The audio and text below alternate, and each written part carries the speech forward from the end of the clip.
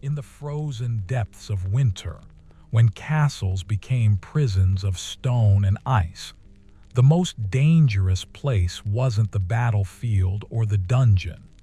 It was the room everyone needed, but no one wanted to discuss.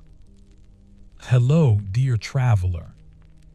As the evening settles around you and the world grows quiet, let me take you back to a time when winter meant something far more treacherous than we can imagine today.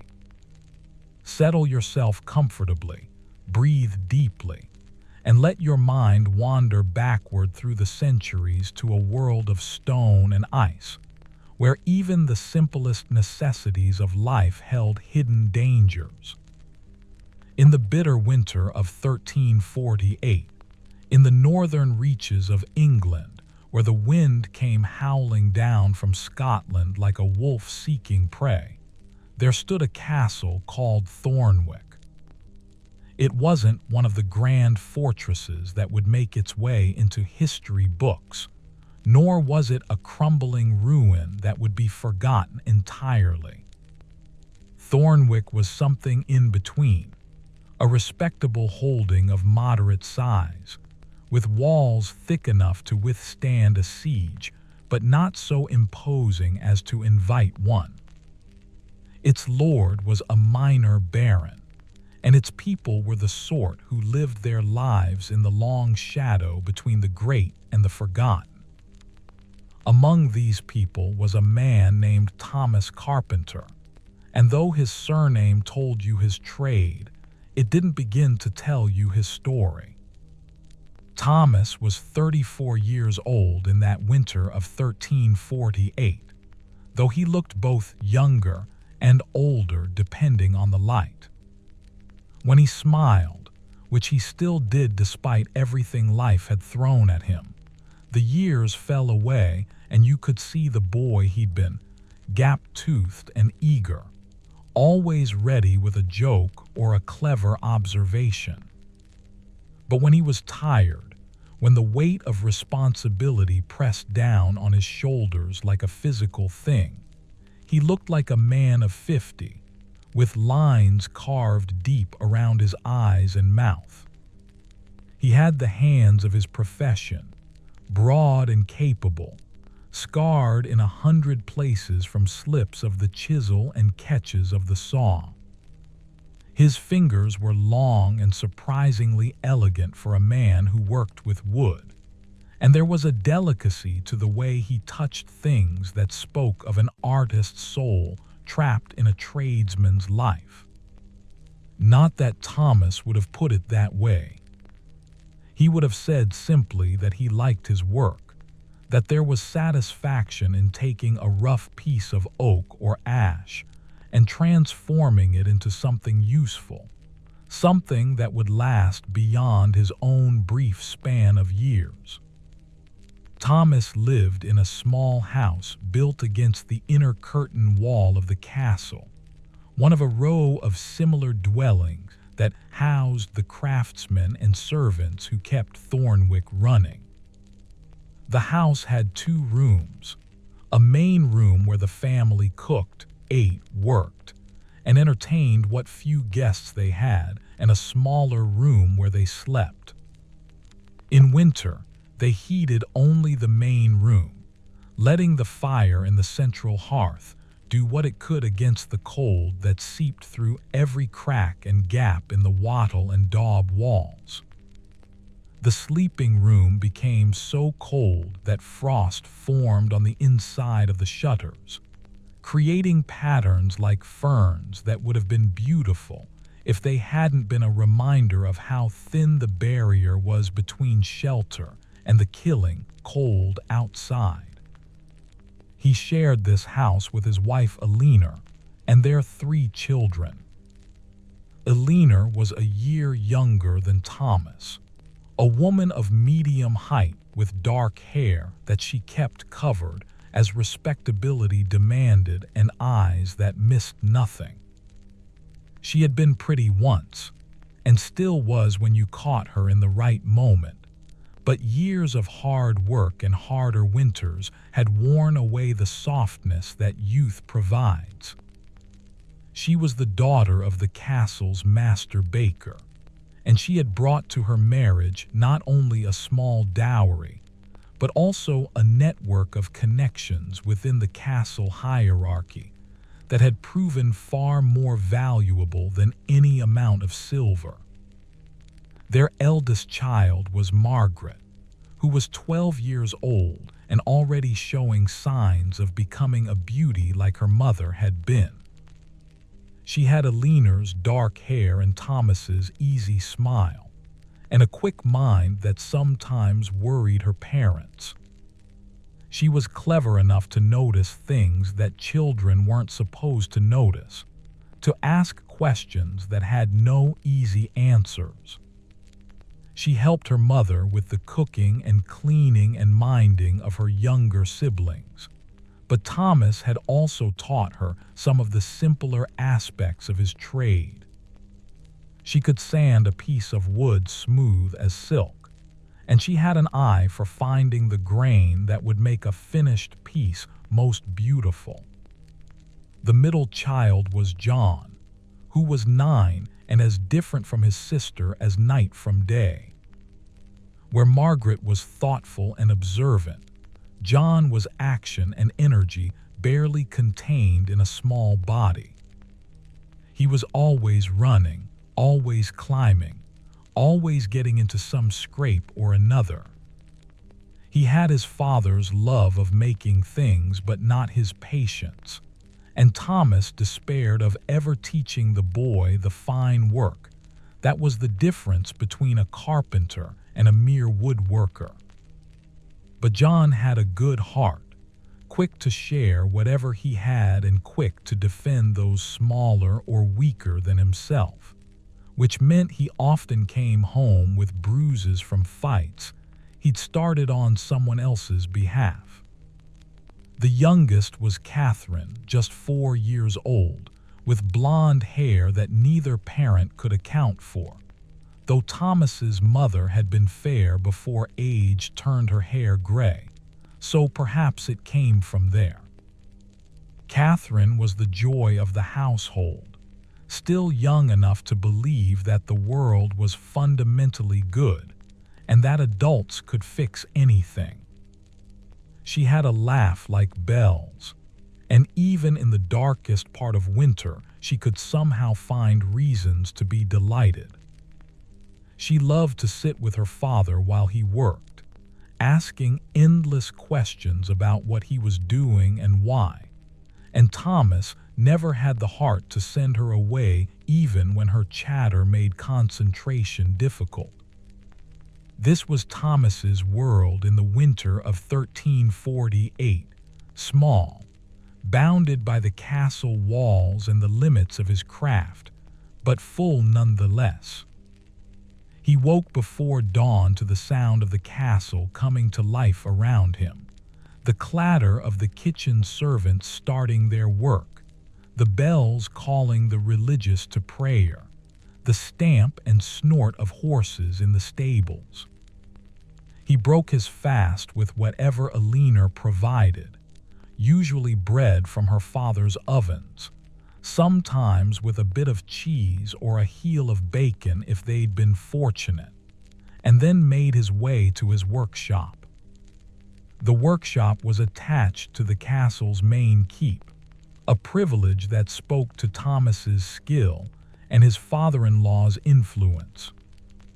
It was a good space, well lit by large windows that could be shuttered against the wind, with a proper wooden floor and racks along the walls for his tools and his timber. In summer it was pleasant, with breezes carrying away the sawdust and the smell of fresh-cut wood. In winter it was still cold enough that his breath plumed white and his fingers grew stiff, but it was warmer than working outside would have been, and for that Thomas was grateful. His work varied with the seasons and the needs of the castle. In summer he might be called upon to repair the lord's furniture or to build new pieces. A carved chair for the great hall, perhaps, or a chest for Milady's chamber. He made doors and shutters, bowls and plates, handles for tools and weapons. In winter, when outdoor work was impossible, he focused on the finer pieces, the ones that required patience and precision. He was working on a set of carved panels for the castle's chapel, scenes from the lives of the saints that would be assembled into a screen separating the altar from the nave. It was the finest work he'd ever done, and he knew that it would be his legacy, the thing that people would remember about Thomas Carpenter long after he was dead. But on this particular December morning, cold and gray and filled with the promise of snow, Thomas was not working on the chapel screen. He was working on something far less glorious but far more urgent. He was repairing one of the castle's garderobes. The garderobe. Even the word itself was a euphemism, a polite fiction. It meant wardrobe, a place where clothes were kept, but everyone knew what it really meant. It was the privy, the jakes, the necessary house, the place where the body's waste was disposed of. In Thornwick Castle, as in every castle of any size, there were several garderobes built into the thickness of the walls, small chambers that jutted out from the main structure with a simple bench seat, and a hole that dropped straight down to the moat or the midden heap below. The garderobe that needed Thomas's attention was one of the smaller ones, located on the second floor of the east tower. It served the chambers of the castle's lesser nobility, knights and ladies in waiting, the steward and the chaplain. It had been built 50 years earlier, when the tower was added to the original keep, and like everything built by men, it was succumbing to time and use. The wooden seat was cracked and splintering, and the door hung crooked on its hinges. Worse, the frame around the door was rotting where water had seeped in through gaps in the stonework, and the cold had gotten into the wood and made it crack and crumble. Thomas had inspected the garderobe 3 days earlier, when the steward had summoned him to look at it. The steward was a man named Geoffrey, thin and precise, who took his responsibilities seriously and expected everyone else to do the same. He had shown Thomas the damage with a look of profound distaste on his long face, as if the garderobe's disrepair was a personal insult. "It must be fixed before the Lord returns," Geoffrey had said. The Lord was away at court, attending on the king, and was expected back before Christmas. It would not do for Sir Edmund to find his household in such a state. Thomas had agreed, though privately he thought there were probably more important things to worry about than a cracked privy seat. But work was work, and he wasn't in a position to turn it down. He'd taken his measurements and made his notes, and promised to have it repaired within the week. Now, 3 days later, he was carrying his tools and his materials up the narrow spiral stairs of the east tower. The stairs were worn smooth by generations of feet, and they were treacherous in the weak winter light that filtered through the arrow slits. Thomas climbed carefully, his arms full of wood and his tool bag slung over his shoulder. Behind him came his apprentice, a boy named Will who was 14 and still growing into his oversized hands and feet. Will was a good lad, earnest and hardworking, though not particularly bright. He had been apprenticed to Thomas 2 years earlier, the son of one of the castle's men-at-arms, and he applied himself to the work with determination, if not natural talent. He would never be a master craftsman, Thomas thought, but he would be a competent carpenter, and that was worth something. The world needed more competent workmen than it needed artists. They reached the second floor and made their way along the corridor to the garderobe. The castle was quiet at this hour, most of the household at their morning tasks, and their footsteps echoed off the stone walls. Thomas set down his burden outside the garderobe door and pushed it open. The smell hit him immediately, not overwhelming but present, the unavoidable consequence of the room's purpose. The garderobe was small, barely large enough for one person to stand, with the wooden seat taking up most of the space. A narrow window high in the wall provided ventilation and a bit of light, though in winter the shutters were usually closed against the cold. Thomas examined the seat more closely now, running his hands over the cracked wood, feeling where it had warped and split. It would need to be replaced entirely, he decided. Repairs would only last a season or two, and then he'd be back here doing the same work again. Better to do it properly now. He'd brought oak for the purpose, good solid wood that would last for decades if properly treated. "Will," he said, "fetch me the pry bar. We'll need to remove this whole assembly." The boy rummaged in the tool bag and produced the bar, a length of iron with a flattened, curved end. Thomas wedged it under the edge of the seat and began to work it loose. The old nails groaned and squeaked as he pried them free, and the wood cracked further as he levered it up. It was slower work than he'd anticipated. The seat had been secured very thoroughly when it was first installed, and time had only made the nails more stubborn. As he worked, Thomas's mind wandered to other things. He thought about the chapel screen and the panel he'd been carving, St. Catherine with her wheel. He thought about Margaret and whether it was time to start looking for an apprenticeship for her, though what craft would take a girl he didn't know.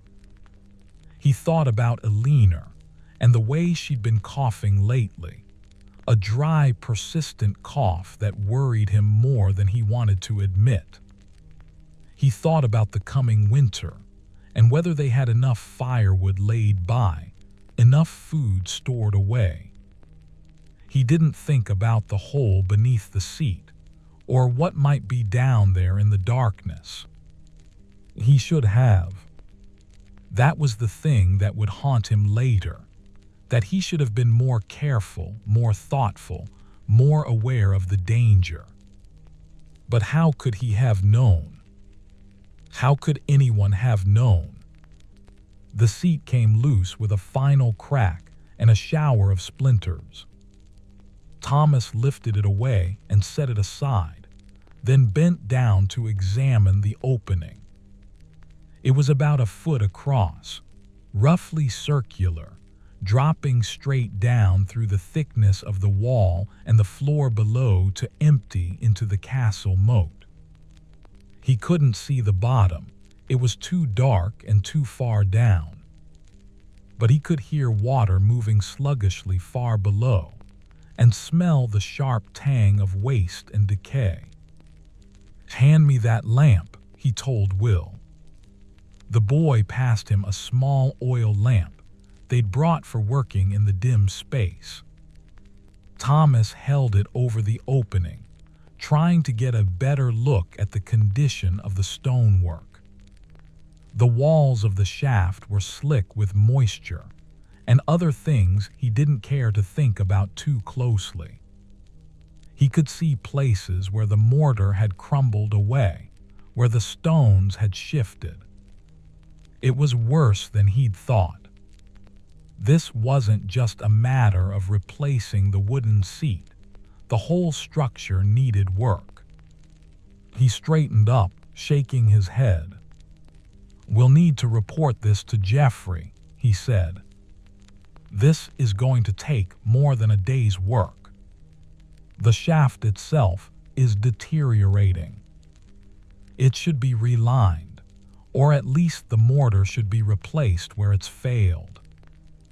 Will nodded, though Thomas wasn't sure how much the boy understood about the work involved. "Should I go fetch him now, master?" "Not yet. Let's get this seat rebuilt first, and then we'll show him the problem. No sense bothering him twice." They worked steadily through the morning, Thomas measuring and cutting and fitting the new seat while Will handed him tools and held pieces in place. It was familiar work, comfortable in its way, requiring attention but not deep concentration. They talked a bit as they worked, or rather Will talked while Thomas made encouraging noises. The boy was worried about his father, who was supposed to be riding patrol along the Scottish border, but hadn't been heard from in 2 weeks. Thomas reassured him that no news was probably good news, that if something had happened to the patrol, they would have heard about it by now. The light from the narrow window shifted as the sun moved across the sky. Thomas's fingers grew cold despite the work, and he had to stop occasionally to blow on them and flex them back to life. The castle around them came fully awake, voices echoing in the corridors, footsteps on the stairs, the distant clatter of the kitchen. Someone was roasting meat, and the smell made Thomas's stomach growl. He'd had only bread for breakfast hours ago. By midday, the new seat was in place, solid and smooth, fitted snugly to the stonework. Thomas ran his hands over it one last time, checking for rough spots, then nodded in satisfaction. "Good work," he told Will, and the boy beamed. "Now let's go find Jeffrey and show him what needs to be done about the shaft." They found the steward in the great hall, overseeing the servants as they set up the trestle tables for the midday meal. He listened to Thomas's report with his usual expression of patient disapproval, as if the deteriorating garderobe was yet another example of the universe's failure to meet his standards. "How long will it take to make the repairs properly?" he asked. Thomas considered. "To do it right, 3 days, maybe 4. We'll need to build a scaffold inside the shaft so I can work on the stonework. And we'll need lime for mortar, which means a trip to the storehouses." 3 days, Jeffrey cut him off. "That's unacceptable. Sir Edmund returns in 10 days, and I have a dozen other matters that need attention before then. Can you make it safe? Make it functional?" "Well, yes, but..." "Then do that. The more extensive repairs can wait until spring." Jeffrey was already turning away, dismissing them. "And make sure you clean up after yourselves. I don't want debris left lying about." Thomas opened his mouth to argue, then closed it again. There was no point. Jeffrey had made his decision, and Thomas was in no position to overrule him. He nodded and led Will back toward the stairs. "Is that wise, master?" Will asked quietly. "If the stonework fails." "I know," Thomas said. He felt uneasy about it himself, but what could he do? He was a carpenter, not a mason, and in any case he couldn't refuse to follow the steward's orders. "We'll shore it up as best we can. Put in some good strong bracing, so even if the stones shift the opening stays secure. It's not ideal, but it should hold. It should hold." Those words would echo in his mind later, but at that moment they seemed reasonable enough. The castle had stood for over a century. The garderobes had been in use for 50 years. A bit of deteriorating mortar wasn't going to bring it all crashing down overnight. Or so he told himself. They spent the afternoon working on the bracing, cutting and fitting pieces of oak to reinforce the opening. It was delicate work because the space was so confined, and because Thomas wanted to make sure the bracing would actually support weight if the stonework failed. He cut notches into the stone where he could, wedging the wood tight, and used iron brackets where the stone was too sound to cut. Gradually, a framework took shape, encircling the opening, distributing any load across multiple points. The light was beginning to fail when they finished. Thomas stood back and examined his work, trying to see it with fresh eyes. It looked solid enough. The wood was good oak, properly seasoned, and the joints were tight. If the stonework around the shaft did start to fail, this framework should catch it and hold it, at least long enough for proper repairs to be made. It would have to do. "Clean up the tools," he told Will. "I'm going to show Jeffrey what we've done." But Jeffrey was nowhere to be found, and after asking around, Thomas learned that the steward had gone to the village on some errand and wouldn't be back until evening. Thomas shrugged and decided it could wait until morning. The work was done after all. What did it matter if the steward saw it today or tomorrow? He made his way home through the darkening castle, his body tired in the pleasant way that came from a day of good work well done. The smell of cooking was stronger now, coming from every dwelling, and his stomach reminded him that he hadn't eaten since morning. As he walked, he thought about what Alina might have prepared for dinner, hoped it might be the bean pottage she made so well, thick and savory with bits of bacon. The house was warm when he pushed open the door, heat rolling out to meet him along with the smells of food and home. The children were already at the table, Margaret helping Catherine with her eating while John fidgeted and reached for the bread.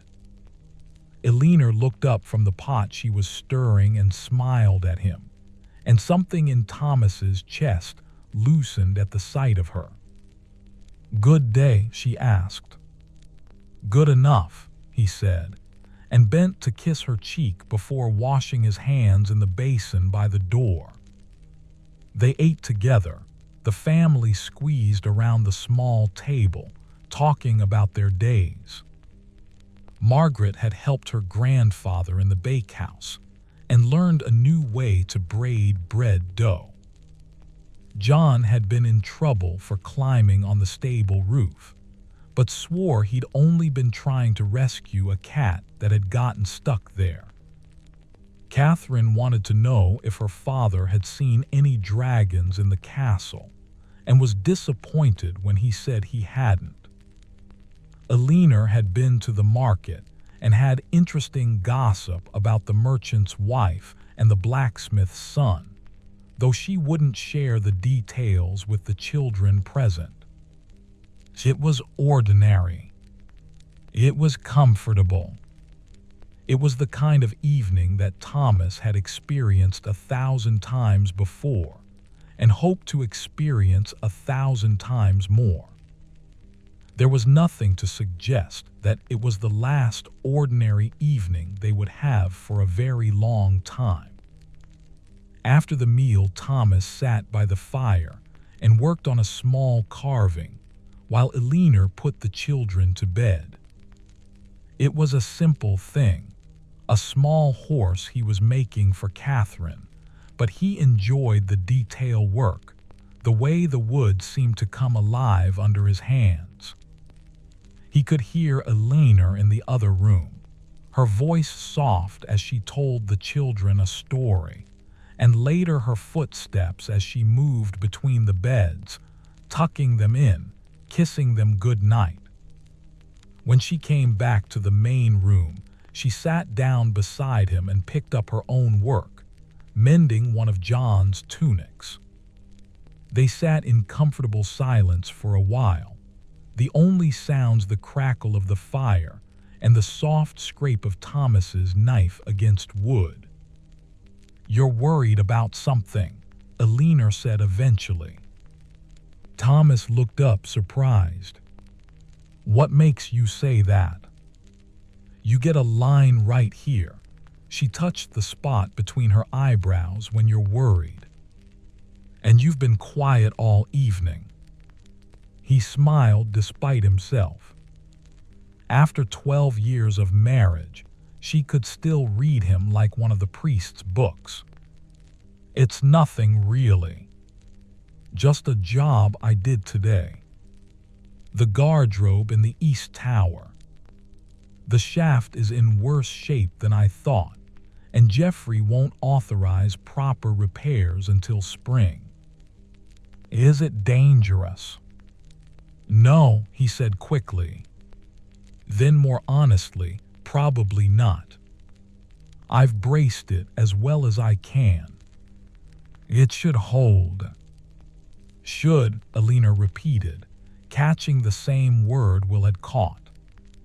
She looked at him steadily. "But you're not certain." "I'm as certain as I can be without rebuilding the whole thing." He set down his carving and rubbed his eyes. "The truth is, the stonework is deteriorating and should be properly repaired.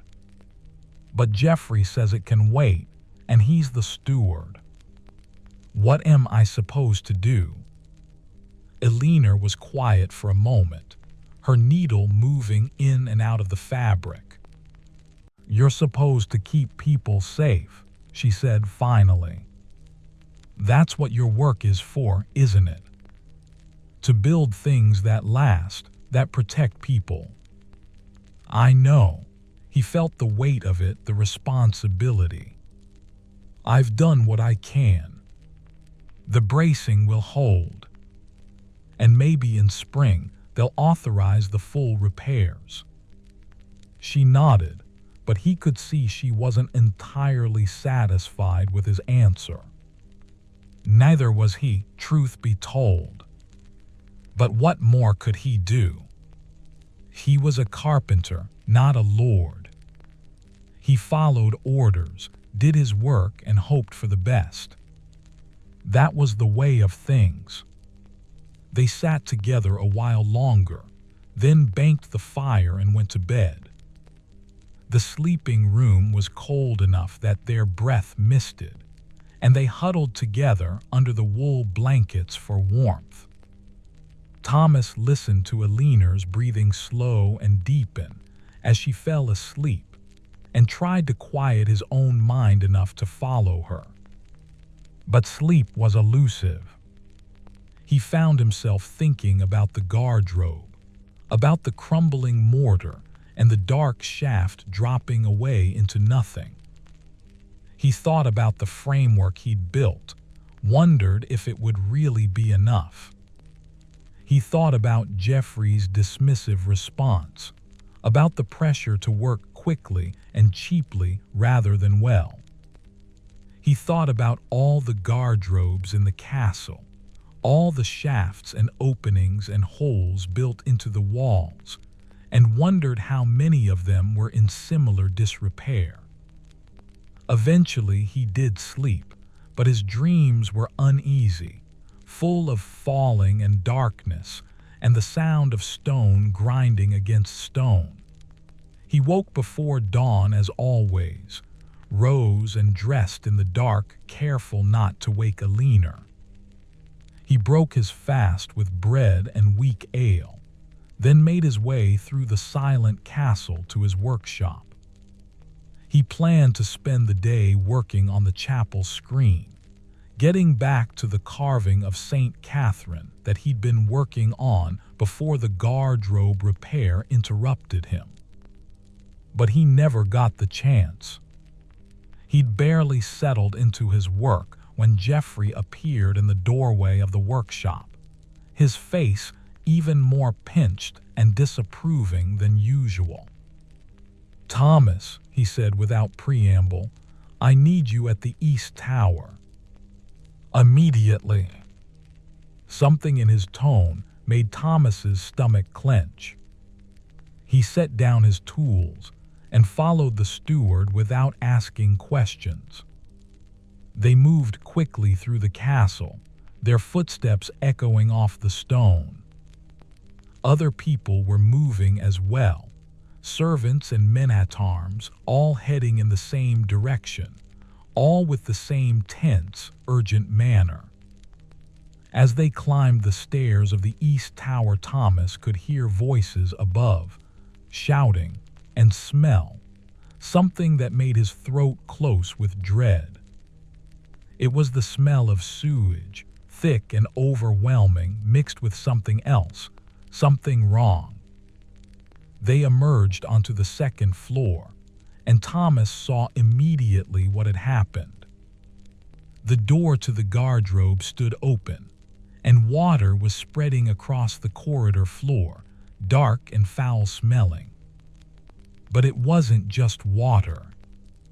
Mixed with it were other things, solid waste and debris, and the smell was so strong it made his eyes water. "The shaft is backed up," Geoffrey said tightly. "Everything is flowing back out through the opening. We need to clear it immediately before it damages the whole floor." Thomas pushed past him into the garderobe and stopped dead. The new seat he'd installed just yesterday was awash with filthy water, rising up through the hole, spilling over onto the floor. Even as he watched, another surge came through, bringing with it a fresh wave of stench. The framework he'd built was intact. He could see that immediately, but something had blocked the shaft below, causing everything to back up. "We need to clear the blockage," he said, speaking quickly, trying to think. "Send someone down to the base of the shaft, to the moat. Whatever's blocking it must be near the bottom." Geoffrey was already shouting orders to the men-at-arms who had gathered in the corridor. Two of them went running down the stairs. Thomas turned back to the garderobe, trying to assess the situation. The water was still rising, which meant the blockage was complete. If they didn't clear it soon, the damage would be extensive. He spent the next hour in a nightmare of filth and stench, working with Will and several servants to try to contain the overflow. They brought rags and buckets, built a barrier of sandbags across the doorway to keep the worst of it from spreading further into the corridor. Thomas's new seat was completely submerged now, and he tried not to think about the irony. All that careful work yesterday, and now this. The men-at-arms returned with grim news. The base of the shaft was blocked by ice. The cold weather had frozen the moat, and the ice had built up around the opening until it was completely sealed.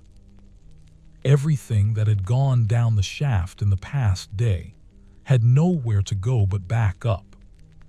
"Break through the ice," Jeffrey ordered. "Use picks, axes, whatever you need." More men were dispatched. Thomas continued to work on containing the mess, his mind racing.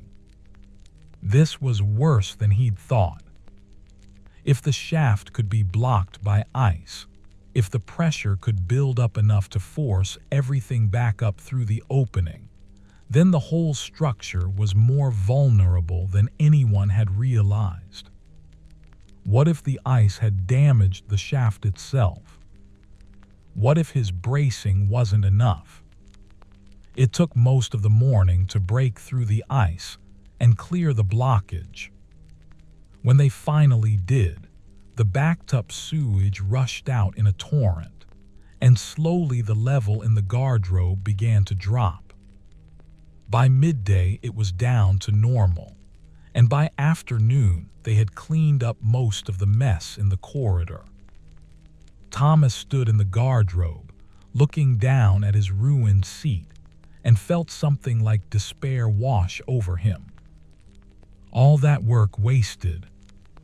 And worse, he knew now that this was a problem that wouldn't be solved by simply replacing wooden seats. The whole system was flawed, vulnerable to the very weather that made the garderobe most necessary. In winter, when people least wanted to make their way to an outdoor privy, the castle's garderobes were most likely to fail. Jeffrey found him there an hour later, still standing in the garderobe, staring at the hole as if it might offer up some solution. The steward's expression was grim, his usual mask of precise disapproval replaced by something closer to genuine worry. "The Lord's chamber garderobe has the same problem," Jeffrey said without preamble. "The shaft there is blocked as well and starting to back up. And there are reports of similar issues in the West Tower." Thomas turned to look at him. "It's the cold. The moat has frozen solid, and the ice is sealing the openings.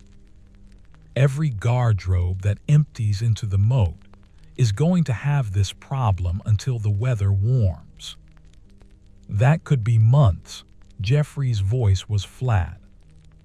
"We cannot have the castle's garderobes unusable for months. Sir Edmund returns in 9 days. What am I to tell him? That his household cannot even manage its own waste?" Thomas almost laughed at the absurdity of it, but swallowed it back. This was no laughing matter. "We need to keep the openings clear of ice. Send men down every day to break through it before it can build up too thick. And we need to inspect every garderobe shaft in the castle, check the stonework, make sure nothing else is ready to fail." "How long will that take?" "Days. A week, perhaps. These are old structures, Jeffrey. Some of them are 50 years old or more. They need maintenance, proper repairs, not just quick patches." The steward was silent for a long moment, his thin face drawn. Thomas could see him calculating, weighing the costs and the risks, the political implications of having a castle with failing sanitation when the Lord returned. Finally, he nodded. "Do what needs to be done. Inspect every garderobe. Make a list of what requires repair. I'll present it to Sir Edmund when he returns, and let him make the decision about how to proceed." It was more than Thomas had expected, and he felt a small measure of relief. Thank you.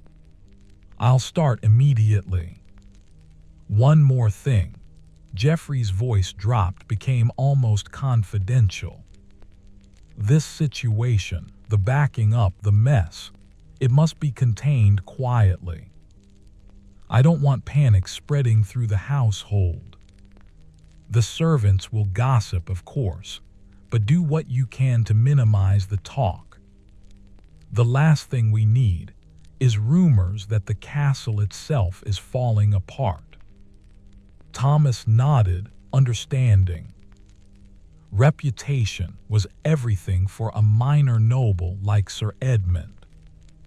If word spread that Thornwick couldn't even maintain its basic facilities, it would be humiliating. Worse, it might make people wonder what else was being neglected, what other problems were being hidden behind the castle's solid walls. He gathered will and explained what needed to be done. They would inspect every garderobe in the castle, starting with the ones in the main keep and working outward. They would examine the stonework, test the wooden structures, check for cracks and deterioration and signs of stress. It was unglamorous work, the kind that no one wanted to do, but it was necessary. They worked through the afternoon and into the evening, climbing stairs and squeezing into the narrow garderobe chambers, breathing through their mouths to minimize the smell. Thomas had brought a lantern and his tools, and at each garderobe he conducted a thorough examination. He tapped the stonework, listening for hollow sounds that might indicate crumbling mortar. He inspected the wooden seats for rot and weakness. He peered down the shafts as far as the lantern light would reach, looking for obvious problems. What he found was troubling. Nearly every garderobe showed some degree of deterioration. The wooden seats were generally sound. They were replaced often enough that they rarely had time to rot, but the stonework was another matter. Mortar had crumbled away in places, leaving gaps where cold air could penetrate. In one garderobe, a stone had actually shifted, creating a visible crack in the shaft wall. In another, water seepage had caused green slime to grow across the stones, making them slippery and treacherous. By the time darkness fell, Thomas had inspected 8 garderobes and found problems in 6 of them. He was exhausted, his back aching from bending and crouching in confined spaces, his nose burning from the constant assault of sewage smell. Will looked even worse, pale and sweating despite the cold, clearly fighting nausea. "Go home," Thomas told the boy. "Get some food, some rest. We'll continue tomorrow." Will didn't argue, just nodded gratefully and fled. Thomas gathered his tools more slowly, his mind heavy with what he'd found. The situation was worse than he'd imagined. The castle's garderobes weren't just suffering from isolated problems. They were systematically failing, all of them aging at once, all of them succumbing to years of use and weather and neglect. He made his way home through the dark castle, too tired even to feel hungry.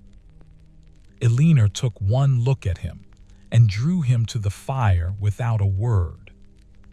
She brought him hot water to wash with and warm ale to drink, and didn't ask questions when he was too weary to eat much dinner. The children, sensing his mood, were quieter than usual. Even Catherine's chatter was muted. That night he slept heavily, dreamlessly, the sleep of pure exhaustion.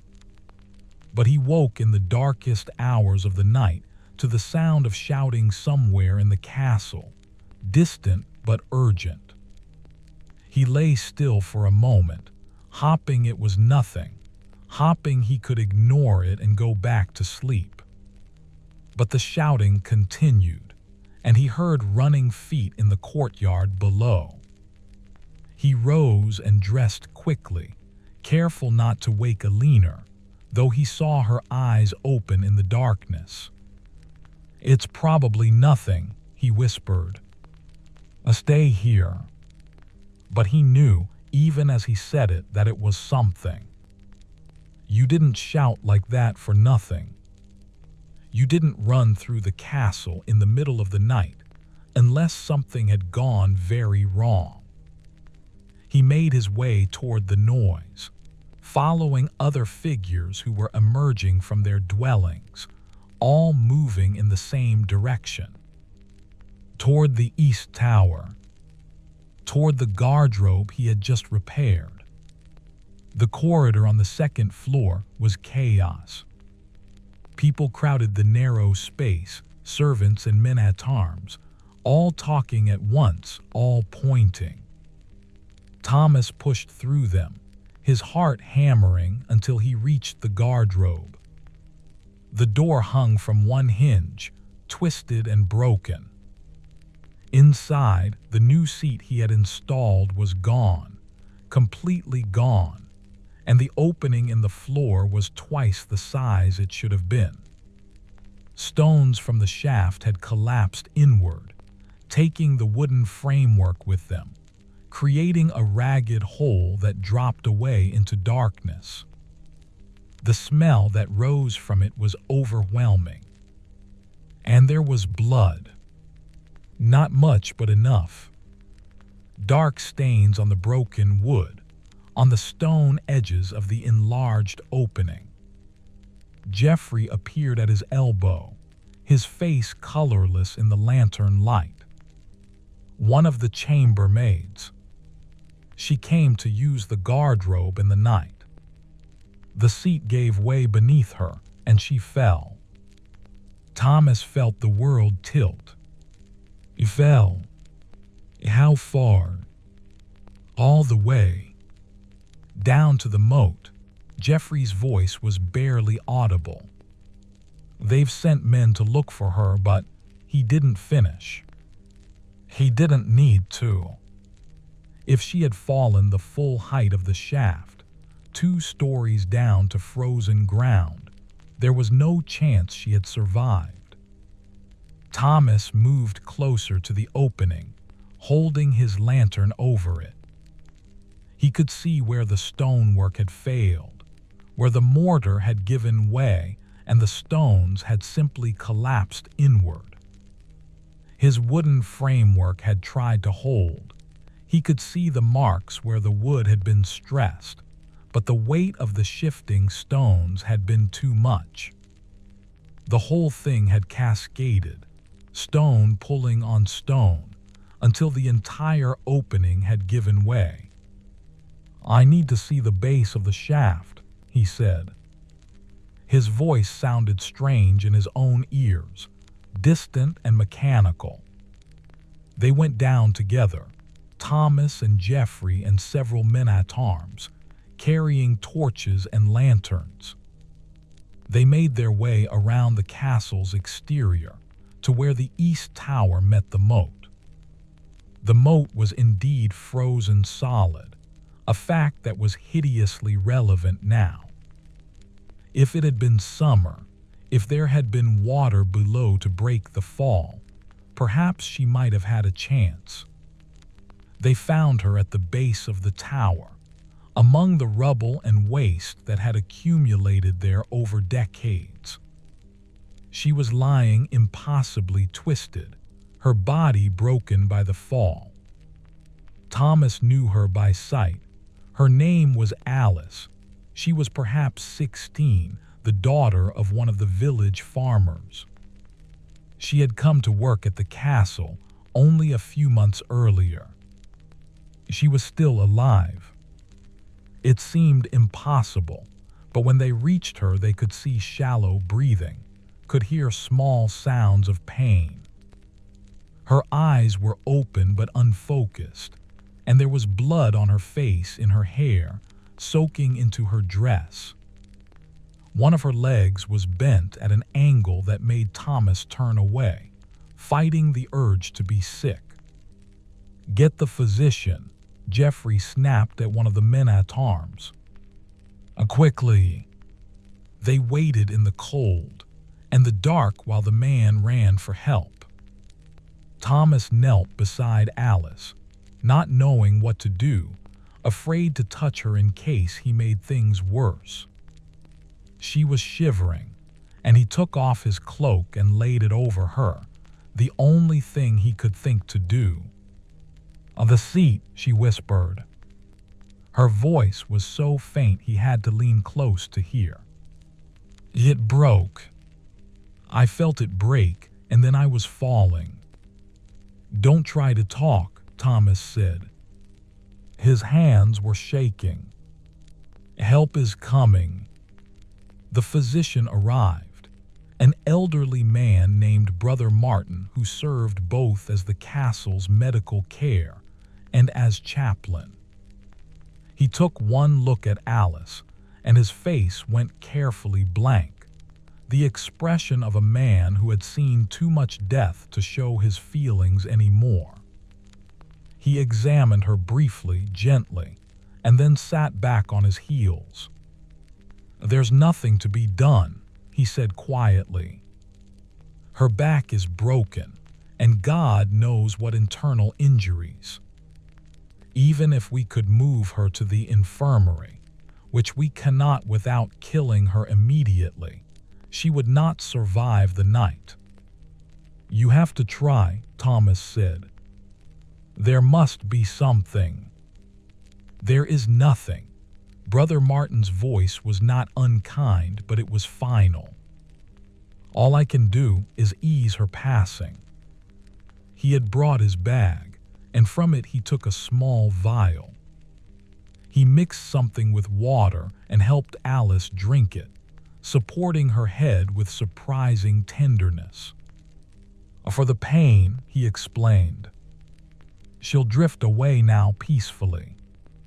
They waited while the potion took effect. Alice's breathing slowed, and the lines of pain in her young face eased. Her eyes closed. After a time, Thomas didn't know how long, could never afterward remember, she simply stopped breathing. Brother Martin checked for a pulse, then gently closed her eyes and drew Thomas's cloak up to cover her face. "May God grant her peace," he said, and made the sign of the cross over her body. They carried her back into the castle on a makeshift stretcher, moving slowly and carefully, even though it no longer mattered. Jeffrey sent for Alice's father, who would have to be told, who would have to come and identify her body and make arrangements for burial. Thomas followed behind the stretcher, his mind numb with shock and guilt. She had died because of his work, because the framework he had built had not been strong enough, because the repairs he had made had not been adequate, because he had told Jeffrey it should hold, had assured everyone it was safe, and he had been wrong. The rest of the night passed in a blur. Thomas found himself in the great hall, answering questions from Jeffrey, from the captain of the guard, from other castle officials. What had happened? What had caused the collapse? Had he known the structure was unsafe? Why had he said it was secure if it wasn't? He tried to explain about the deteriorating stonework, about how he had braced it as best he could, about how Jeffrey had refused to authorize full repairs. But even as he said it, he knew it sounded like excuses. A girl was dead. Nothing else mattered. Alice's father arrived near dawn, a broad-shouldered farmer named John, his face gray with shock. He identified his daughter's body, standing silent over her covered form in the castle's small chapel. Thomas watched from a distance, unable to look away even though every fiber of his being wanted to flee. John said nothing to him, didn't even seem to see him, but Thomas felt the weight of that silence like a physical blow. When the sun finally rose, bringing a cold gray light to the castle, Thomas made his way home.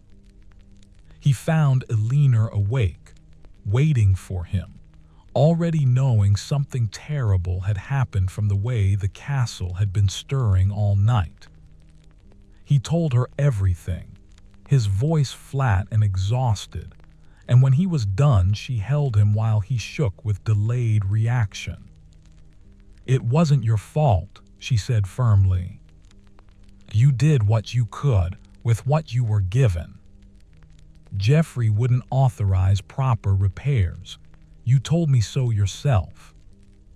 I should have refused to do the work at all if I couldn't do it right. I should have insisted on full repairs or refused to certify it as safe. And then what? Jeffrey would have found someone else to do it, someone less skilled than you, and the same thing would have happened. Or worse." He wanted to believe her, but the guilt sat in his chest like a stone. Alice had been 16 years old. She had her whole life ahead of her, and now she was dead and her blood was on his hands. He didn't go to his workshop that day. He couldn't face it, couldn't face the chapel screen and St. Catherine and the beautiful things he made. What did any of it matter? What was the point of creating beauty when the fundamental structures of life, the simple, unglamorous necessities, were crumbling? But the next day, Jeffrey summoned him again. There was no accusation in the steward's manner, no blame. There was only grim necessity. The castle's garderobe still needed to be inspected.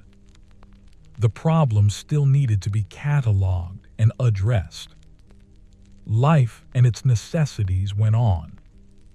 "I know this is difficult," Jeffrey said, "but we cannot stop.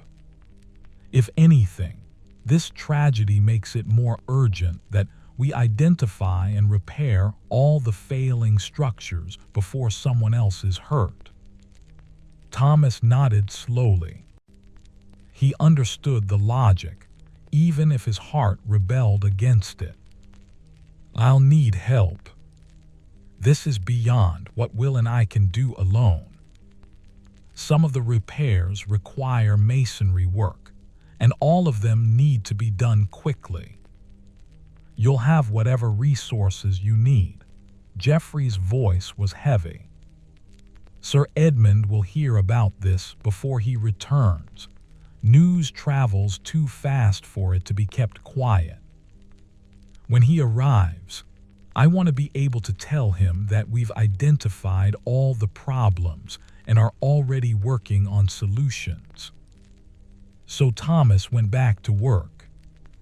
He and Will resumed their inspection of the castle's garderobes, but now they were joined by two masons, an older man named Robert and his son Peter. Robert had been working on the castle's fortifications and new stonework in a way Thomas never would. Together they examined each garderobe more thoroughly than before, Robert assessing the condition of the shafts while Thomas evaluated the wooden components. What they found was a castle literally crumbling from within. The garderobes were just the most visible symptoms of a deeper problem. Thornwick had been built a century ago, expanded and modified over the decades, and much of that work had been done quickly and cheaply. Corners had been cut, inferior materials used, drainage systems neglected. The winter's cold had simply exposed weaknesses that had been developing for years. The work was grimmer now, shadowed by Alice's death. They all felt it, the weight of responsibility, the knowledge that these weren't just academic assessments but matters of life and death. Thomas found himself being far more conservative in his judgments, erring always on the side of caution. If he had any doubt about a structure's safety, he marked it for immediate closure and repair. By the end of the third day, they had identified 17 garderobes that needed significant repairs. 7 of those were deemed unsafe for any use and were closed immediately, forcing the castle's residents to make other arrangements. It was inconvenient and embarrassing, but no one argued. Alice's death had made everyone acutely aware of the dangers.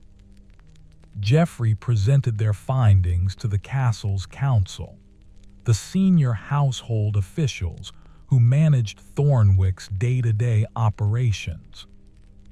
Thomas was called to attend, to explain what they had found and what needed to be done. He stood before them in the small council chamber, still in his work clothes, smelling of sweat and stone dust, and described the situation as clearly as he could. "The fundamental problem," he said, "is that these structures are old and have not been properly maintained. The cold weather has made things worse, freezing the moat and causing ice to build up around the openings. But the underlying deterioration would have caused failures eventually regardless. We need comprehensive repairs, new stonework where the mortar has failed, replacement of damaged beams and seats, improved drainage to prevent water accumulation." "How much will this cost?" asked the chamberlain, a perpetually worried man named Hugh who managed the castle's finances.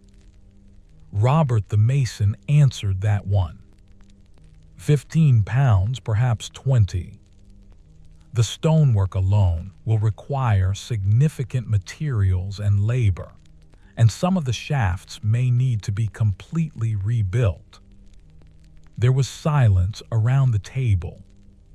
£15 was a substantial sum, more than the castle spent in a normal year on maintenance and repairs combined.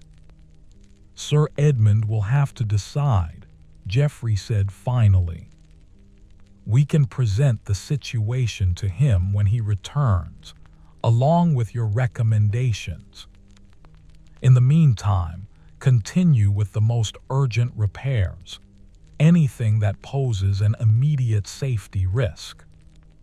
Thomas and his expanded crew worked through the following days in a race against time.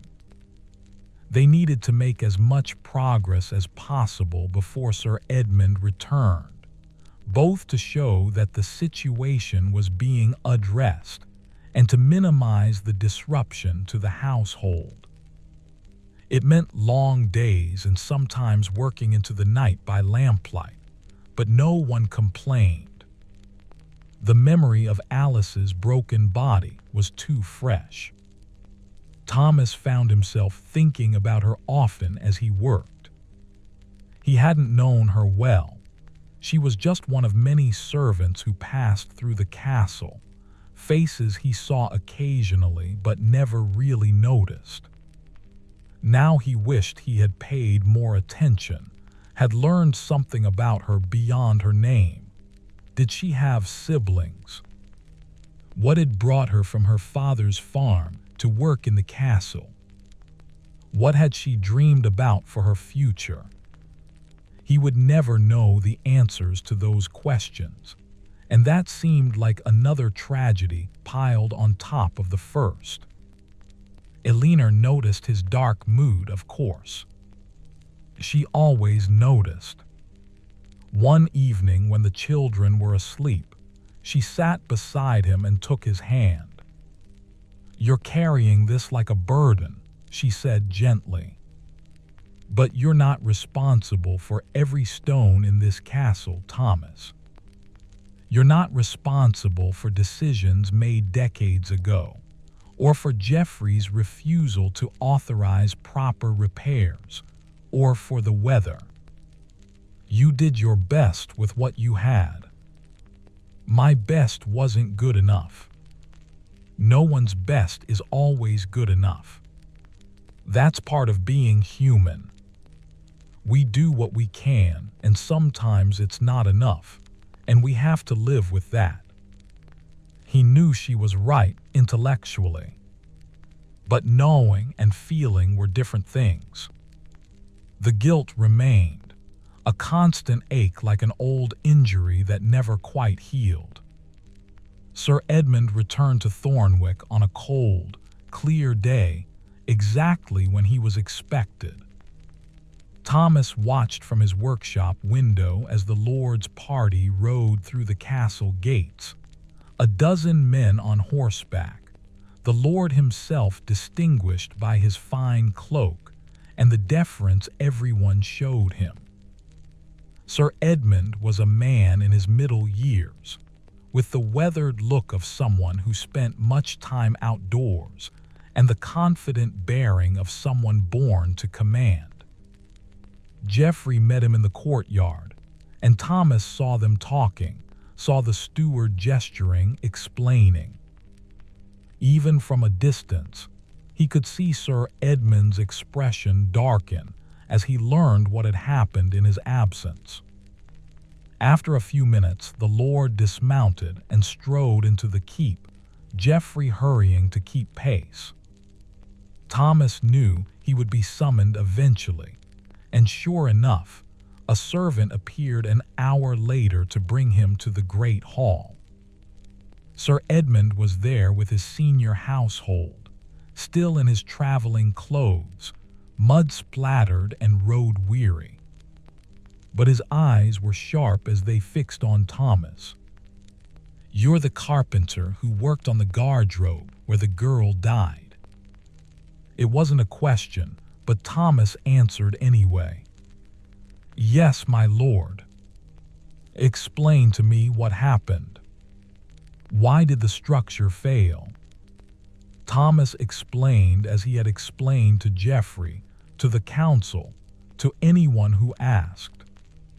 The deteriorating stonework, the crumbling mortar, the wooden framework that hadn't been enough to hold when the stones shifted. He didn't try to shift blame or make excuses, just stated the facts as clearly as he could. Sir Edmund listened in silence, his face unreadable. When Thomas finished, the Lord turned to Jeffrey. "And you knew the structure was compromised. Yet you refused to authorize proper repairs." Jeffrey's face went even paler than usual. "My lord, the repairs could have waited until spring. The framework the carpenter installed should have been sufficient." "Should have been." Sir Edmund's voice was cold. "A girl is dead, Jeffrey. Her father is one of my tenants, a good man who has served this estate faithfully for 20 years. His daughter came to work in my castle, under my protection, and died because we were too cheap or too lazy to maintain our own facilities properly." There was a long, uncomfortable silence. "Show me the list of repairs," Sir Edmund said finally. "All of them.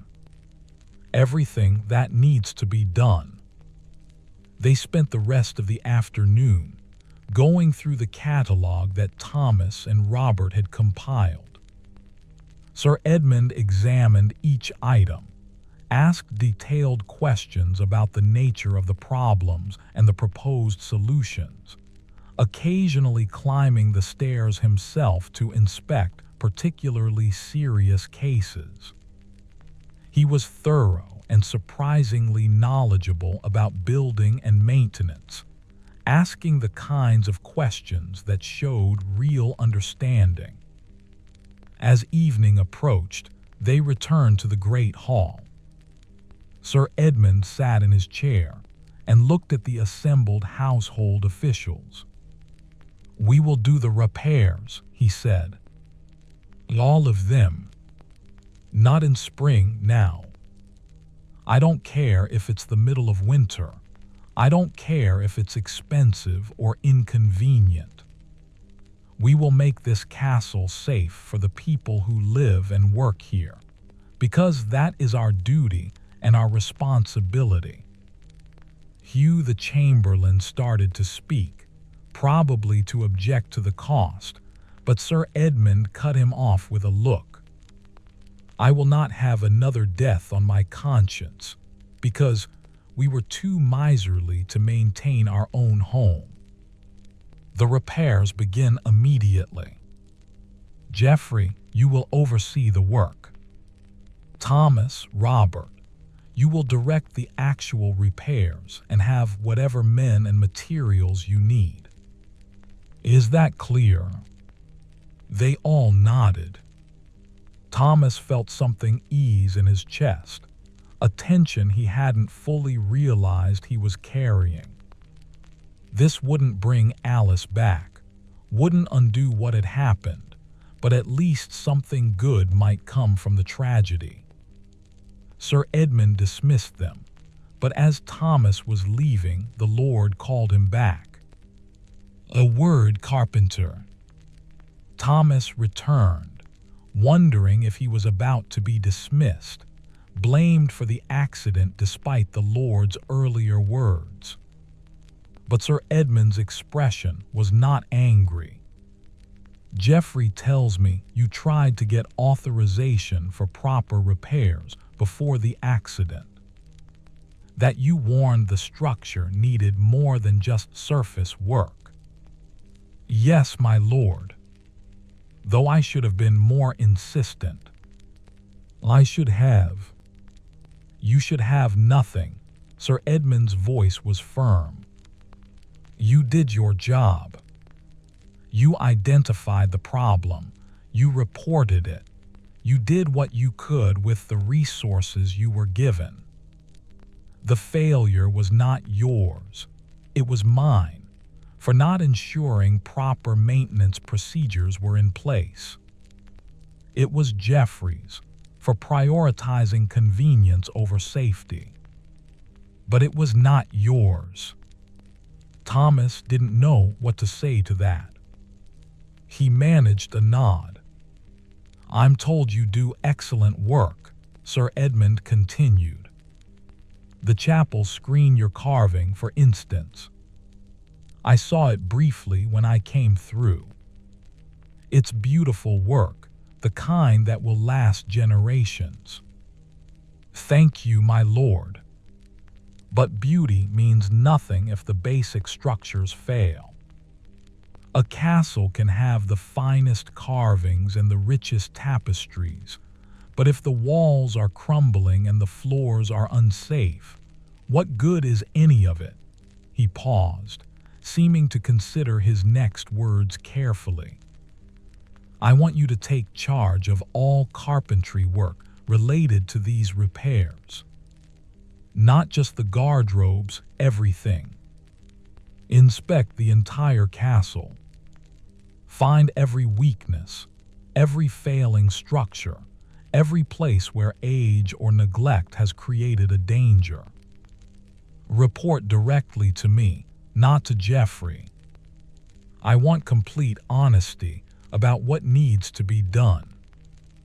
It was a massive responsibility, far beyond Thomas's usual duties. It was also a remarkable show of trust from a lord to a tradesman.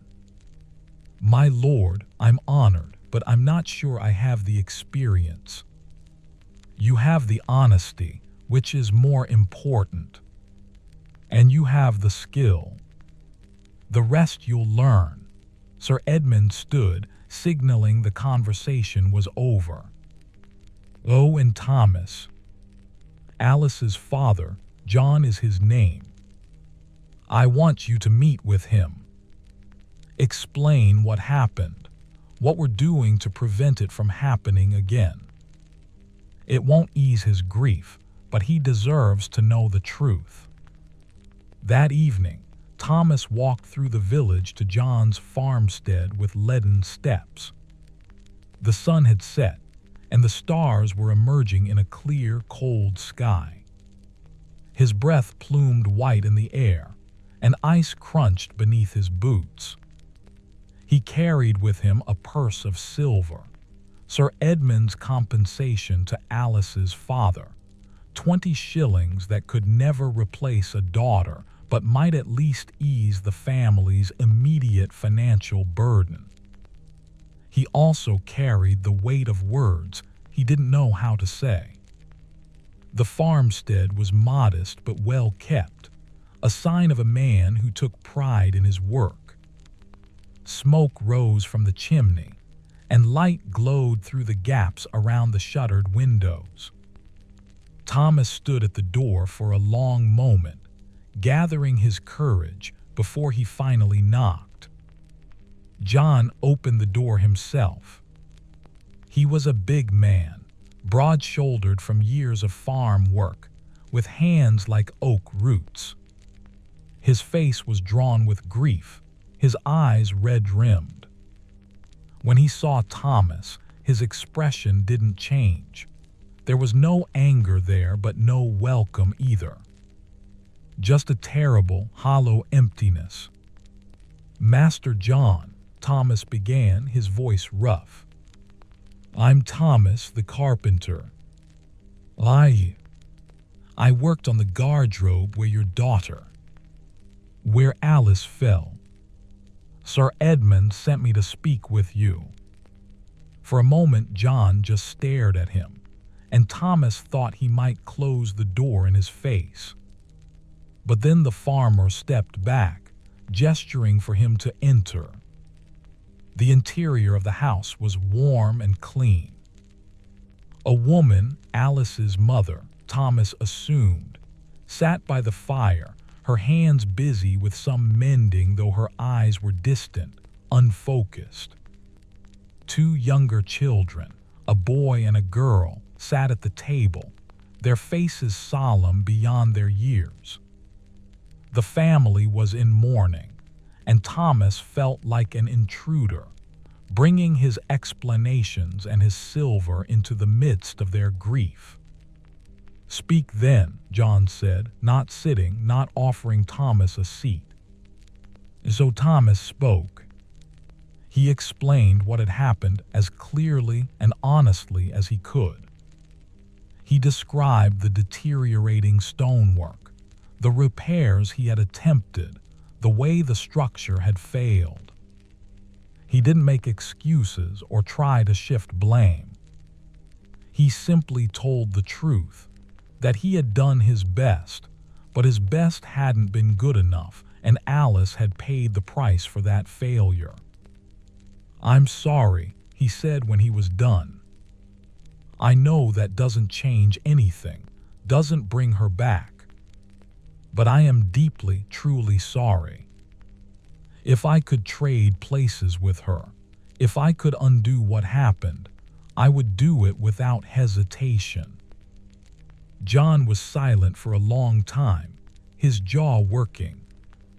When he finally spoke, his voice was thick with emotion. "She was my firstborn. Did you know that? My Alice. She was born on a spring morning with the birds singing and the sun shining, and when I held her for the first time, I thought she was the most perfect thing I'd ever seen." He paused, struggling for control. She wanted to work at the castle, thought it would be a better life than farming. We tried to talk her out of it, her mother and I, but she was stubborn. Always stubborn. She didn't deserve what happened to her, Thomas said quietly. No one does. No, John's voice broke on the word. No, she didn't. Thomas held out the purse. This is from Sir Edmund. Compensation for your loss. And he wanted me to tell you that repairs are being made throughout the castle. Every garderobe, every structure that might be unsafe. What happened to Alice will never happen to anyone else. John took the purse mechanically, weighing it in his hand without looking at it. 20 shillings, he said flatly. That's what my daughter's life is worth. 20 shillings. No, Thomas said, and his voice came out fiercer than he intended. No, her life is worth more than all the silver in England. But we can't bring her back, and this is all we can offer. It's not enough, it will never be enough, but it's what we have. Something in John's face shifted, some of the terrible blankness giving way to raw pain. She was 16 years old. 16. She should have had a whole life ahead of her, marriage, children, growing old. She should have buried me, not the other way around. I know, Thomas felt his own eyes burning. I have children of my own. I can't imagine. I don't know how you bear it. I don't know either, John said, and suddenly he seemed to collapse inward, the strength going out of him. He sank down onto a bench, his head in his hands. I don't know how I'm supposed to get up tomorrow and plow the fields and feed the animals and pretend that the world hasn't ended. I don't know how to do that. His wife came to him then, putting her hand on his shoulder, and he reached up to clasp it. They stayed like that for a moment, bound together in their shared grief.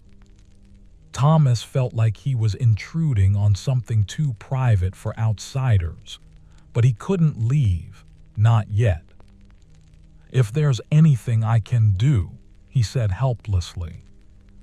Anything at all. I know it doesn't change what happened, but if there's any way I can help. You can make sure it never happens again, John said without looking up. That's what you can do. Make sure no other father has to stand over his child's grave and wonder why. Make sure the work is done right, whatever it takes. I will, Thomas promised. I swear it. He left the farmstead shortly after, walking back through the frozen darkness with his heart heavy. The stars wheeled overhead, cold and distant and uncaring. The world went on, indifferent to human suffering, and somehow people had to find a way to go on with it. When he reached home, Alina was still awake, waiting for him. He told her about the meeting, about John's grief and the terrible weight of it. She held him while he cried for the first time since Alice's death, tears he hadn't let himself shed until now. "You're a good man," she said when he was done. A good man carrying a burden that isn't entirely his to carry. But I know you won't put it down, will you? I can't, he said simply. Not until I know I've done everything possible to make things right. The next morning, Thomas began the work that would consume the rest of the winter. He and his expanded crew, Will, Robert, and Peter the masons, and 4 laborers that Sir Edmund assigned to them, started a systematic inspection of every structure in the castle. Not just the guardrobes now, but everything. Stairs, floors, doors, shutters, roof timbers, anything that might pose a danger if it failed. They worked from dawn until dark, moving through the castle room by room, making notes, marking problems, prioritizing repairs.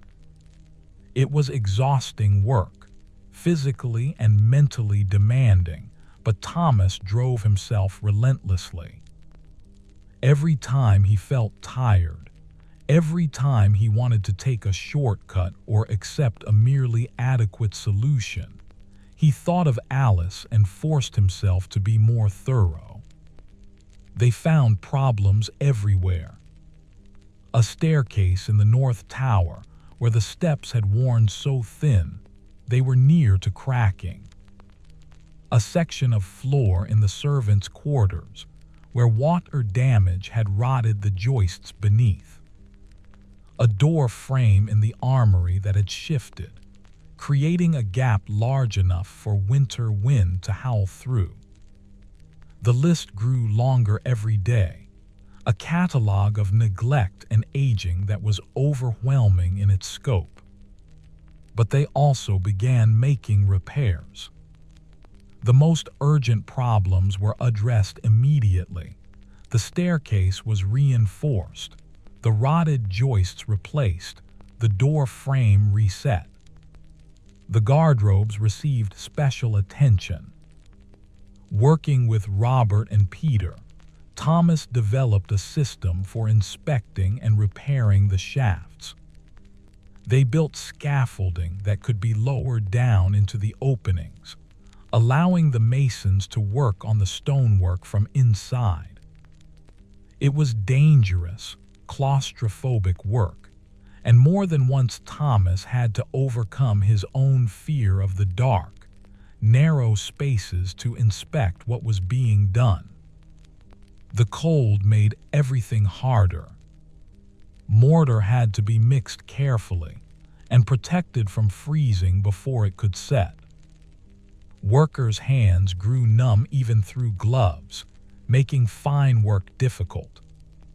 The days were short, the light failing early, so they worked by lamplight when they had to, casting strange shadows on the stone walls. As they worked, Thomas came to understand the castle in a new way. He had lived within its walls for years, had worked on countless projects throughout its rooms and corridors, but he had never truly comprehended it as a complete structure, a living thing that aged and changed and required constant care. The castle was like a body, he realized. It needed maintenance the way a body needed food and rest. Neglect it and it would sicken and fail. Care for it properly, and it would serve for generations. He shared this insight with Sir Edmund during one of their regular meetings. The Lord had proven true to his word about wanting regular reports, and Thomas found himself sitting with him every few days to discuss progress and problems. A body, Sir Edmund repeated, considering the metaphor. I like that. And like a body, small problems become large ones if left untended. Exactly, my lord. A cracked stone seems like nothing, but water gets into the crack, freezes, expands, and suddenly you have a gap in the wall. A loose board seems minor, but someone catches their foot on it and falls down the stairs. And by the time we notice the large problems, they've become crises. Sir Edmund nodded slowly. We need a different approach to maintenance. Not waiting for things to break and then scrambling to fix them, but regular inspection and repair before problems become dangerous. That would require resources, my lord. Men dedicated to the work, materials kept in store, a system for tracking what needs attention. Then we'll create that system. Sir Edmund was decisive.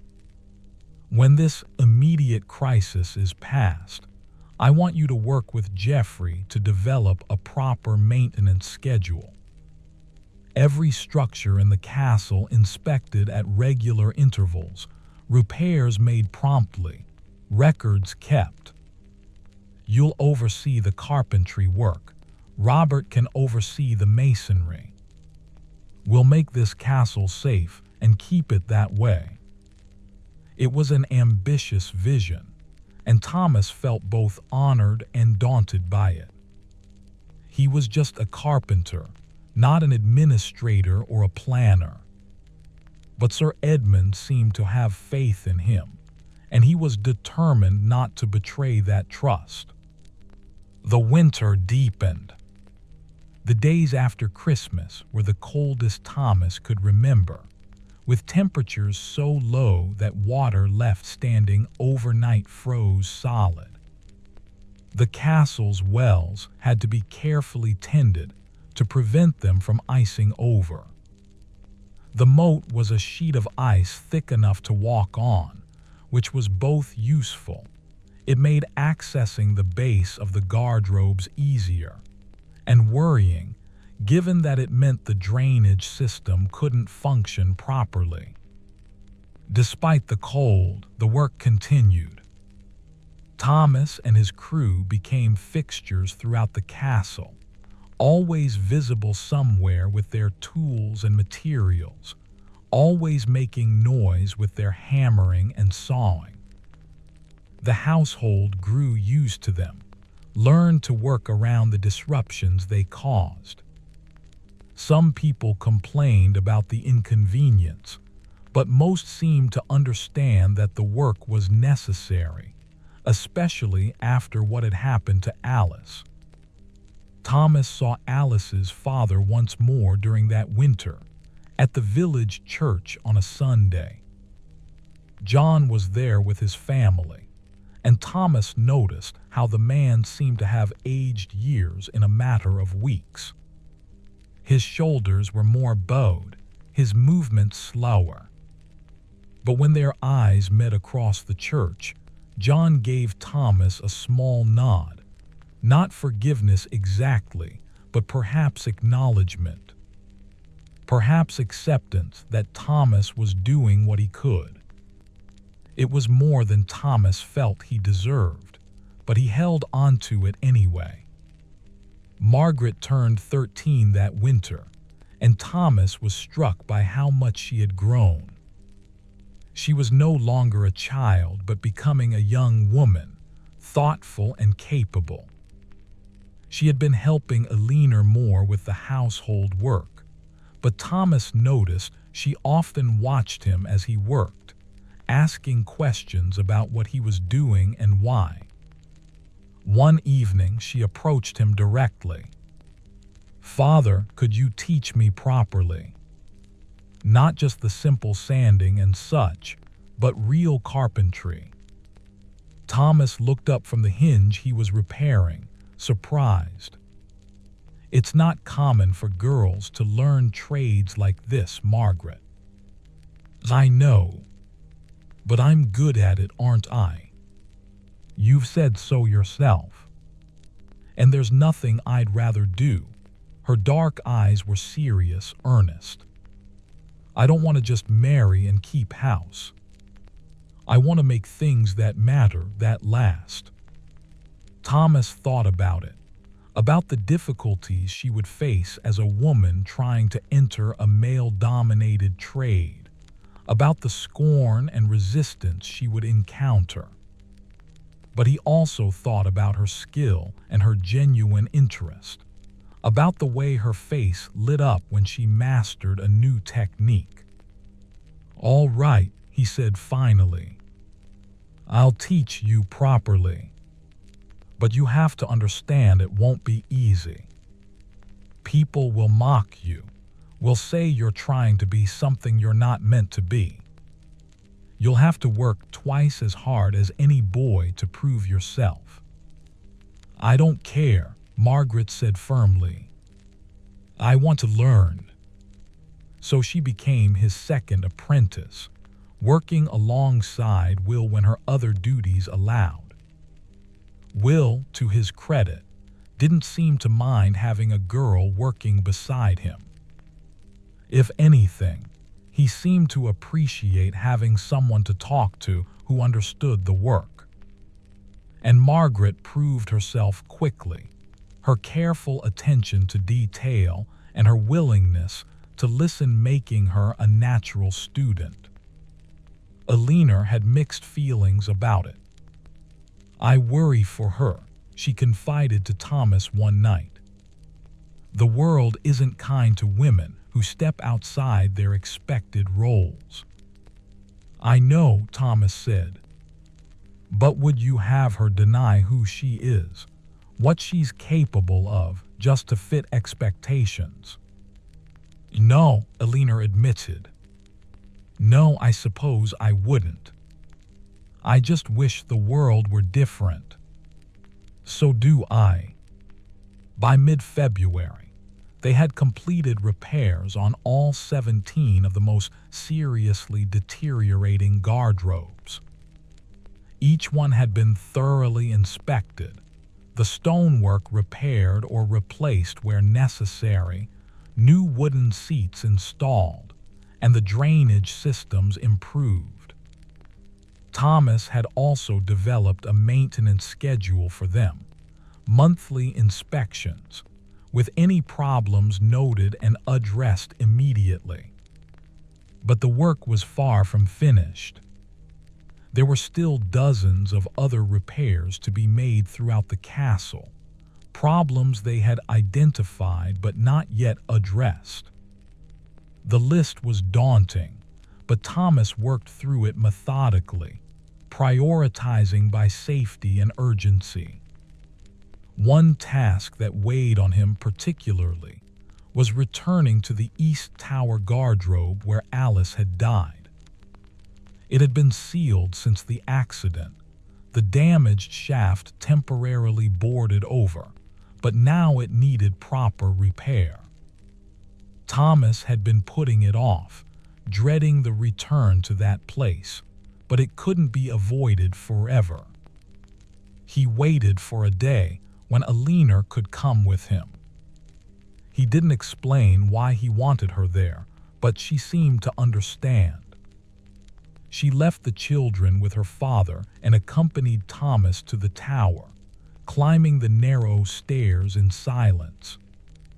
The corridor still bore marks from the accident, stains on the floor that hadn't quite washed away, scratches in the stone where debris had fallen. Thomas pushed open the door to the garderobe, and they stepped inside. Someone had cleaned it as well as they could, but the space still felt haunted. The enlarged hole in the floor was covered by boards, but Thomas could see the edges of the broken stonework around it, the violence of the collapse still evident. "This is where she died," Alina said quietly. It wasn't a question. This is where she fell. She died at the bottom. Thomas knelt beside the covered opening, running his hands over the boards. I keep thinking about those last moments. The seat giving way beneath her, the fall through the darkness, the impact. Did she have time to be afraid? Did she know what was happening? Does it help to torture yourself with those questions? No. But I can't stop. He looked up at her. I need to repair this one myself, Alina. Not delegate it to someone else. I need to be the one to make it safe again. She knelt beside him, taking his hands. "Then we'll do it together. I'll help you however I can." They spent the next 3 days working on that garderobe. Thomas removed the temporary boards and inspected the damage carefully, measuring and planning. The shaft needed to be completely rebuilt. There was no salvaging what remained. With Robert's help, he had a new shaft constructed, the stonework solid and properly mortared, the drainage improved to prevent future ice buildup. He built a new wooden seat from the finest oak he had, spending extra time on the joints and finish, making it as perfect as he could. It was more than the job required. It was, in its way, a memorial to Alice, though he never said so aloud. It was his way of honoring her memory, of trying to create something good from something terrible. When the work was finally done, Thomas stood back and examined it critically. The garderobe looked like new, better than new actually, since the original had been built quickly, and without the care this one had received. It was safe. It was solid. It would last. But Alice was still dead, and no amount of perfect carpentry could change that. As winter slowly began its retreat, the days growing imperceptibly longer, the worst of the cold starting to ease, Thomas found himself reflecting on what the past months had taught him. He had learned about the hidden structures that made civilized life possible, the unglamorous necessities that no one wanted to think about but that everyone needed. He had learned about the consequences of neglect, about how small decisions and compromises could accumulate into tragedy. But he had also learned about resilience, about how people carried on even after terrible losses. John still farmed his fields, still cared for his remaining children, still got up each morning even though his world had been shattered. The castle household still functioned, still maintained its routines, still found moments of joy and laughter despite the shadow of Alice's death. Life went on. It had to. That was perhaps the most important lesson of all. One evening in early March, as the first hints of spring were appearing, a slight warmth in the sun, the occasional bird call that wasn't just crows, Thomas sat with his family around their table. Catherine was chattering about a butterfly she'd seen, the first of the season. John was arguing with Margaret about something, their voices rising and falling in familiar sibling discord. Elena was smiling at them all, a small private smile that spoke of contentment despite hardship. Thomas looked at them and felt a surge of fierce protectiveness. This was what mattered. Not the castle's glory or the Lord's ambitions, or even his own pride in his work. Just this, the people he loved, safe and warm and together. Everything else was in service to this. "Father," Catherine said, tugging on his sleeve, "tell us a story." She loved stories, always had. Thomas usually told her tales from the lives of the saints, or simple fables about animals. But tonight, watching her eager young face in the firelight, he found himself thinking about a different kind of story. "Let me tell you about a castle," he began. A castle that seemed strong and solid, but that was slowly crumbling from within.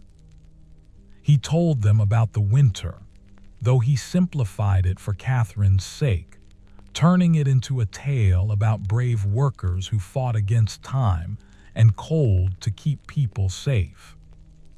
He told them about discovering hidden problems and fixing them, about the importance of maintaining the structures that protected them. He didn't tell them about Alice. That story was too raw, too painful. That story was for later, when they were older and could understand the weight of it.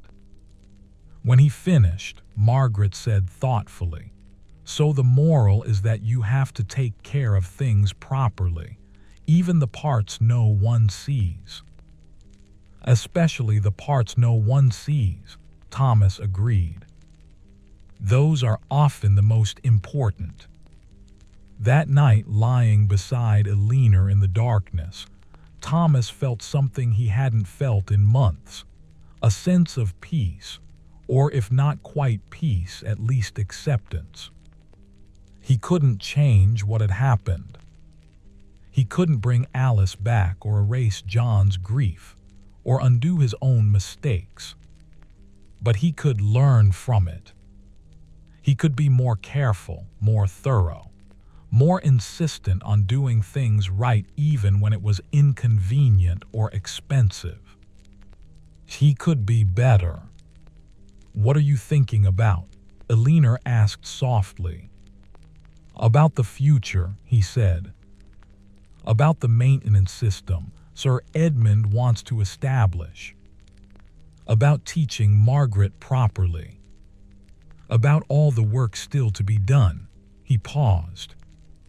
"About how strange it is that something as mundane as a privy can teach you so much about life." Eleanor laughed quietly. "Only you would find philosophy in a garderobe."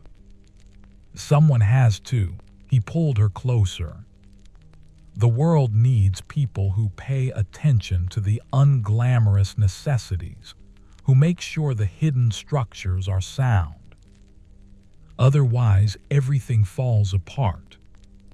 "The hidden structures," Eleanor repeated. "I like that. It's not just about castles, is it?" "No. It's about everything. Families, community, society itself. All of it depends on hidden structures that no one thinks about until they fail. They lay together in comfortable silence, listening to the night sounds of the castle around them.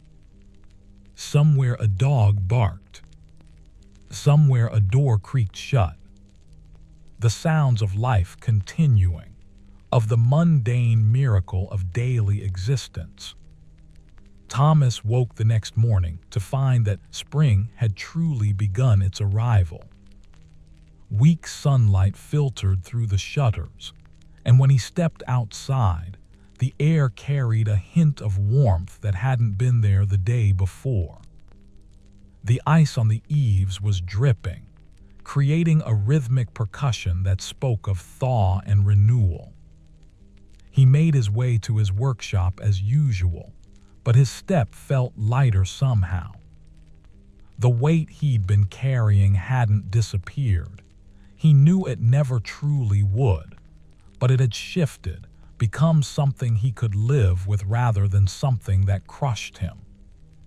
Sir Edmund summoned him that afternoon, and Thomas found the Lord in his private chamber, reviewing accounts with Hugh the Chamberlain. Sir Edmund looked up as Thomas entered and dismissed Hugh with a gesture. "I've been reviewing the work completed this winter," the Lord said without preamble. "It's impressive, Thomas. Not just the volume of it, but the thoroughness. Geoffrey tells me you've created a comprehensive system for ongoing maintenance. With Robert's help, my lord. And your support made it possible." Nevertheless, Sir Edmund stood and walked to the window, looking out over the castle courtyard. "I've been thinking about what happened, about Alice, and about what it revealed. This castle, any great structure, is only as strong as its weakest element. We can have mighty walls and skilled warriors, but if the basic infrastructure fails, none of it matters. Yes, my lord. I'm creating a new position. Master of Works, I'm calling it. Someone responsible for overseeing all maintenance and repairs throughout the castle and the estate. Someone who reports directly to me, who has the authority to identify problems and authorize repairs without waiting for a crisis. He turned to face Thomas. I want you to take the position. Thomas stared at him, stunned. My lord, I'm just a carpenter. I don't have the experience to. You have exactly the experience needed. You understand how structures work and how they fail. More importantly, you understand that prevention is better than repair, and repair is better than tragedy. You learned that lesson in the hardest way possible, and I trust you won't forget it. But the chapel screen, the carving work, will be there when you have time for it. Or you can train someone else to do it. Beauty and artistry are valuable, Thomas, but they're luxuries. Safety is a necessity. Sir Edmund's expression softened slightly. I'm not asking you to give up your craft entirely, but I am asking you to make this your primary responsibility. The castle needs someone who will care about the hidden structures, as your wife so aptly put it. Thomas felt the weight of the offer, the responsibility and the honor of it. He thought about Alice, about John's grief, about all the small failures that could cascade into catastrophe if no one paid attention. He thought about Margaret learning the trade, about Will's steady reliability, about the satisfaction of making things safe. I accept, he said quietly, on one condition. Sir Edmund raised an eyebrow. You're in no position to make conditions, carpenter. Nevertheless, my lord, I want a memorial for Alice. Nothing grand. Just a small marker in the castle chapel, acknowledging her death and what it taught us, so that no one forgets why this work matters. The Lord considered this for a long moment, then nodded. Agreed. You'll design it yourself, I assume. Yes, my lord. Something simple but enduring. Like all your best work. Sir Edmund extended his hand, and after a moment's hesitation, Thomas took it. It was an unusual gesture.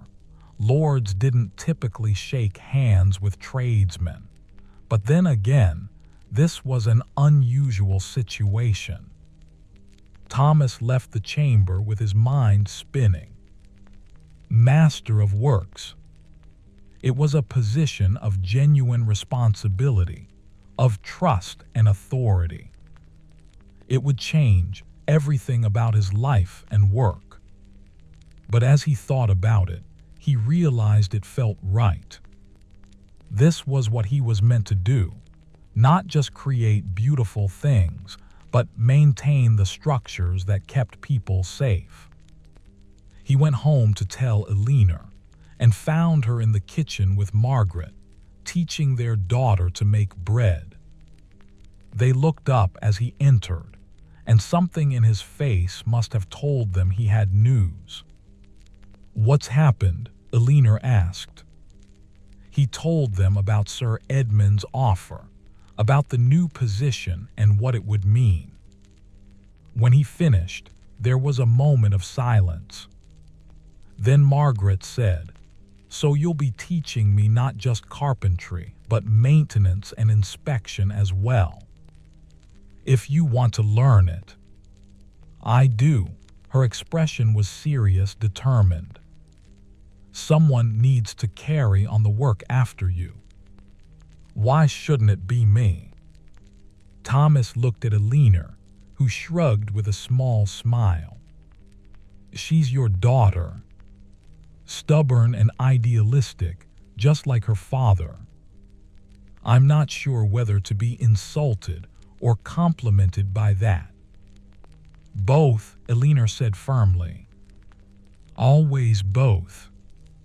That evening, Thomas began sketching designs for Alice's memorial.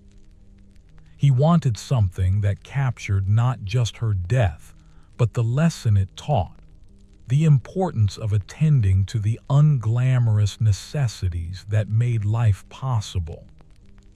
After several attempts, he settled on a simple design. A stone panel carved with an image of hands building a wall, with an inscription beneath. Not Alice's name. John would want a proper gravestone for that, but words that would remind everyone who saw it why the work mattered.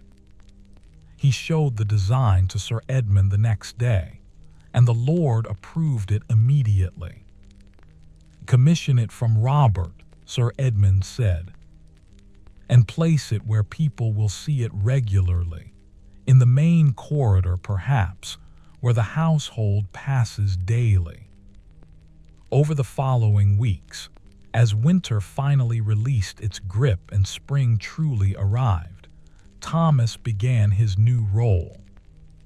He created schedules for inspections, trained others in what to look for, established procedures for reporting and addressing problems. It was administrative work as much as physical labor, and sometimes he missed the simple satisfaction of working with wood. But there was a different kind of satisfaction in knowing that the systems he was building would prevent future tragedies. Robert completed Alice's memorial in early April. It was beautiful work. The hands building the wall were detailed and realistic, and the inscription was clearly carved in elegant letters, in memory of those who maintain the hidden structures that keep us safe. May we never forget that every stone matters, every board counts, and every life is precious. They installed it on a bright spring day, with Sir Edmund and the household gathered to witness. John came from the village with his family, and when he saw the memorial, his eyes filled with tears. He traced the carved hands with his own work-roughened fingers and nodded slowly. "Thank you," he said to Thomas. This helps. Knowing that she's remembered, that what happened meant something." "She'll always be remembered," Thomas said. "I'll make sure of that." As spring deepened into summer, life at Thornwick found a new rhythm. The garderobes functioned properly, the castle's structures were maintained, and the systems Thomas had established were working. There were still problems, of course. There always would be. But now they were caught early and addressed before they could become dangerous. Thomas still carved, still created beautiful things when time allowed. He finished the chapel screen, and it was indeed as magnificent as he'd hoped.